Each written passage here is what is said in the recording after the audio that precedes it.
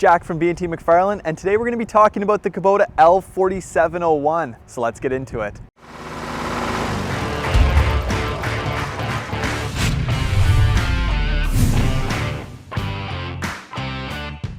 Today we're going to take a little bit of a closer look at the Kubota L4701. This sits inside of Kubota's L01/L02 lineup. They're kind of redoing the models. They have come out with a new L4802. We just don't have a whole lot of inventory on it yet to really make a video on it. But once we have a good amount of stock and one setup that's ready for a video, we will definitely make a video on that, as well as the new L2502. So as you know, in this model series, you're going to have the 25 horse, 33 horsepower, 39 horsepower, and then this one's going to be the 47 horsepower model. The first three models, the 25 to 39 horsepower, sit on the same frame size. The only one that's a little bit different is the L4701, and it's kind of a cool tractor in that sense. It's the only one in Kubota's lineup that sits on this frame size. It sits in between the L01 series, and it's not quite as big as an MX or L60 series. So it's in a sweet spot for a lot of people who want that bigger tractor around 50 horsepower to get a lot of light farming done, but they don't want this great big tractor like an MX series or an L60 series. So we're going to go into today what kind of sets it apart from the smaller L01 series, and then again what sets it apart from being as big as an MX or an L60 series. We're going to start by looking at the front loader on this tractor. It is going to be the LA765 from Kubota. So if you remember the number on the side of the loader, that's the lift capacity in kilograms. So this loader is going to lift anywhere from 1,500, 1,600 pounds in that area, all the way to the top of the lift height. If you're carrying things this high off the ground, you're going to have no problem getting close to 2,000 pounds lift capacity out of it with the front end bucket. Of course, once you add pallet forks, it will reduce the lift capacity a little bit. This is going to be the standard bucket that you're going to see on the L60 series, MX series, and L4701 obviously. It's going to be the 72-inch bucket with the bolt-on cutting edge, just so you wear down the edge instead of your bucket. And as always, we always send our tractors with a skid steer style quick attach, so you can get into a set of pallet forks, a snow pusher, grapple, anything like that will be able to fit on the front of this tractor.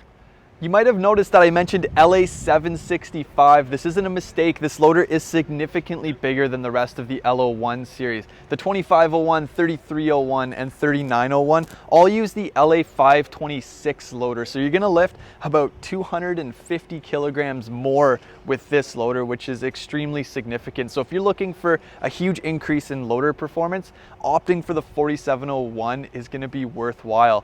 In terms of comparing this up to the L60 series, it's going to have very similar lift capacity to the L4060 that has the 805 loader, but it's not quite the same as the MX series or the bigger L60 series, your 5760 and your 6060. Those are going to have an LA1055 loader, and the MX 6000 is going to have an LA1065 loader. So you're kind of in between those tractors. Now we're going to talk about the engine on the 4701. It's powered by a Kubota diesel 47 horsepower engine, and because it sits over 26 horsepower, you will have a DPF system on it. On this size of tractor, it's really not much to worry about. As long as you're running the tractor in high enough RPMs, you're never really going to have an issue with that filter clogging up. It will just go through its regular regeneration cycle every 40 to 50 hours with regular use.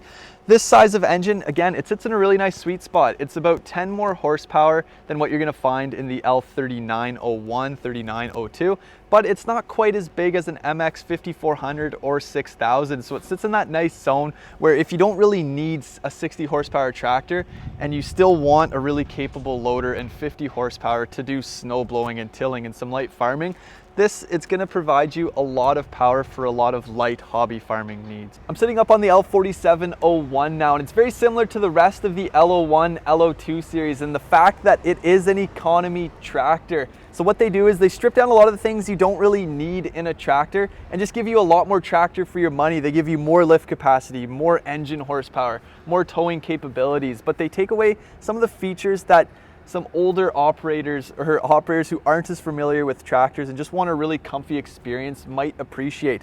For example, that's going to be no LCD screens. The loader stick is in a forward facing position with more exposed loader lines down to the front of the tractor. The seat, it's not going to be fancy suspension with big armrests.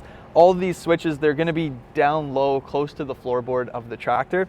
Speaking of the floorboard, on the LO1 series, there is going to be no rubber floor mat, but on the new LO2 series, that's when they're going to add the rubber floor mat, which will reduce some of the vibrational noises. So this tractor doesn't have it.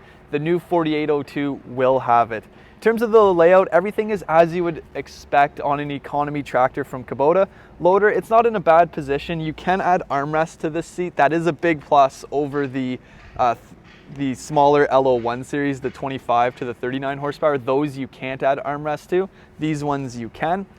So if you add armrest to the seat, loader stick's not in a terrible position. It's still easy to get at. And then all your gauges up here, they're all easy to get at as well. Anything in orange, that's going to control part of the drive system on a Kubota tractor. So up here, that's going to be your throttle control. Over on this side, there's going to be an orange lever for your transmission. There are 3 ranges, high, medium, and low. And then you're also going to have a cruise control lever here as well. This is an optional feature. You don't have to add it if you do not want it. And then anything in black, that's going to control part of the hydraulic system. So the black loader lever, that's obviously going to control the front bucket. Over here, 3-point hitch, it's also in black. That's going to control the up and down motion of your 3-point hitch. In between my legs, there is another black knob. A lot of people, they don't know what this knob does, but it actually controls the pressure going to the 3-point hitch. So an example here, if you have a big heavy snowblower and you find that it's dropping like a rock right to the ground, slamming every single time, you just tighten up this valve and it's actually going to pinch the hydraulics back there so that your snowblower is going to drop a lot slower and more controlled. Over on my left-hand foot side, there's a couple different switches and levers. The one on the furthest left, I'll show a closer up video, but that's going to be your 4-wheel drive system. So this tractor, even though it is economy, it's not truly economy. It is hydrostatic with 4-wheel drive, so you do get those features. And then right beside the 4-wheel drive switch is the rear differential lock, and that is purely mechanical. So you will engage that when you're completely stopped and then disengage it again when you're completely stopped. The last telltale sign about an economy tractor, especially with Kubota, is the lack of a PTO switch. This is going to be an improvement in the LO2 series. The 4802 and all the other 02 models in the L series will have a PTO button, but right now if you have an L4701 and you want to run the PTO without being in the seat and you want to run a wood chipper back there, any implement that requires you to be back there looking at it, you're going to have to engage the PTO, and in one kind of motion you're going to have to engage it, get up off the tractor and flip the seat forward all at once, just so it releases that PTO switch. And this is the configuration you have to be in order to run the wood chipper on the back of the tractor. Now looking at the rear end of the L4701, it's going to be pretty typical of an economy tractor, but there are a couple notable features back here.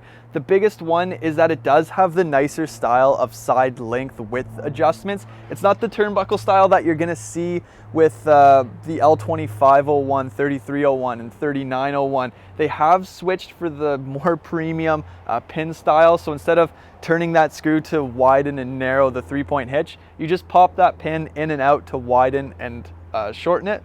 The only thing it doesn't have that's a big kind of disadvantage over the MX series and the L60 series are the telescopic lower links. That makes your life a lot easier when you're hooking up 3-point hitch implements, especially ones that fit on this size of tractor. They tend to be bigger and heavier. You can't just shove them around like you would with a smaller subcompact or compact tractor. So that is a bit of a downside with this tractor, but you can add them down the road if you want. And again, rear remotes, they do not come standard on this tractor. If you look at the L60 series with the cab, they do come standard. So if you do want to run a rear snowblower with some hydraulics or any hydraulic implement back here, you will have to add 1 or 2 sets of implements. Now we're going to talk about tires on the L4701. The tires are going to be very similar to the rest of the L series, except for the fact that you cannot get R14 tires on the L4701. Yet. I hope when they release the L4802, it becomes more available, that they will start releasing R14 tires for this size of tractor. They already make R14s for the MX series, so I don't really see why they can't get R14s made for this tractor as well.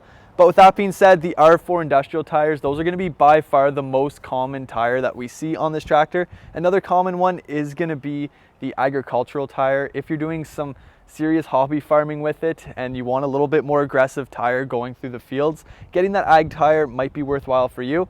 And believe it or not, we do sell quite a few turf tires on the 4701. It's the perfect size for a lot of golf courses to put a giant 96 or 84 inch finishing mower on the back of it and pull it up the fairways. So getting turf tires on this, they do make quite a big difference because they're not the turf tires that are the same size as the R4s. They're actually quite a bit fatter, so you get a lot of flotation on softer ground with them. And that's where we're gonna end today's video. If you have an L47 of your own, I'd love to know what you think of it down below in the comments. And as always, if you need help with parts, sales, or service, give us a call at 613-225-0555. Thank you.